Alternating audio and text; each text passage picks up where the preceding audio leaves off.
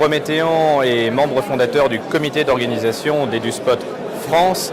J'insiste sur le mot français car les pays francophones nous ont déjà contactés pour évoquer de potentielles duplications de cet événement.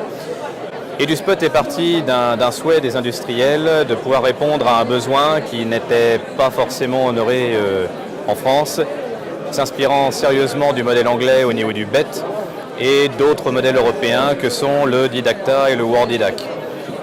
EduSpot a été imaginé il y a 2 ans au travers de l'association Afinef, dont je suis le trésorier, et réellement il y a 1 an avec le soutien du ministère de l'Éducation nationale et de l'Enseignement supérieur et de l'Alliance didactique.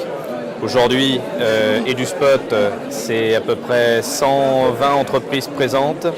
C'est plus de 550 personnes du ministère de l'Éducation nationale présentes sur 1 jour et demi pour effectuer différents workshops et salles plénières. La présence de 3 ministres, dont la ministre de l'Éducation nationale, Najat Vallaud-Belkacem.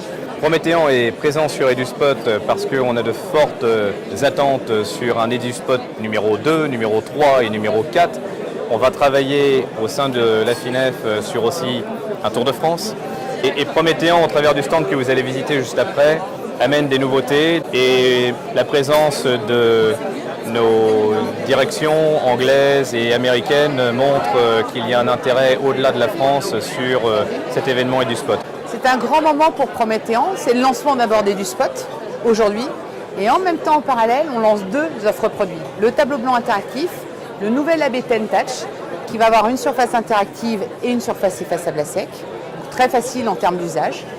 Et également, on va avoir la nouvelle version de l'écran interactif. La force de la nouveauté produit V5, c'est sa technologie qui aujourd'hui, en termes de technologie, son nom c'est InGlass, permet d'avoir une écriture très naturelle, très fluide. Nous sommes devant l'ActivePanel V5 avec toute une série effectivement de fonctions en fait à portée de main qui sont devant.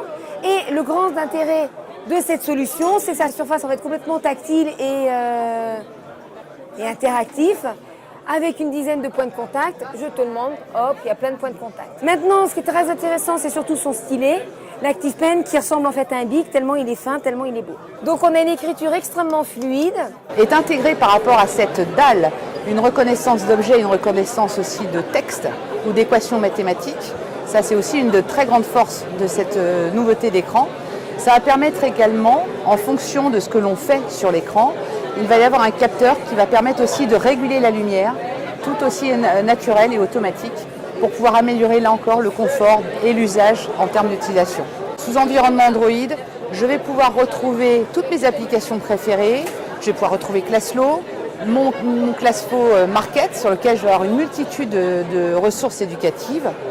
Et je vais pouvoir aussi retrouver un nouveau logiciel qui s'appelle Classflow Desktop et qui va permettre de pouvoir travailler en mode offline ou en mode online, et ça pour permettre de faire de la notation de bureau et pouvoir ensuite enregistrer, capturer, annoter et partager avec l'ensemble des élèves de la classe.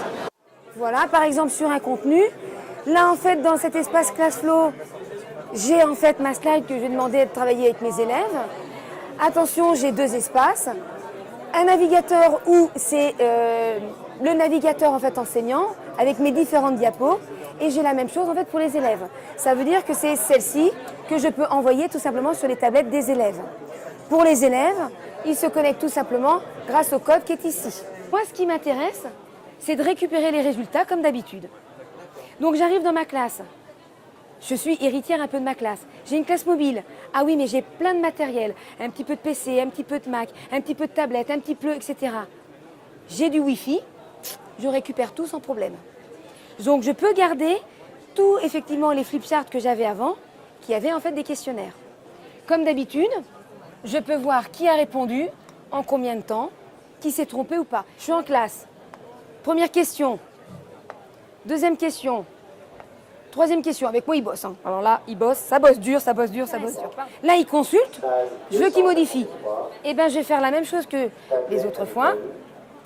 Je vais cliquer sur l'outil en fait d'évaluation avec toutes mes questions.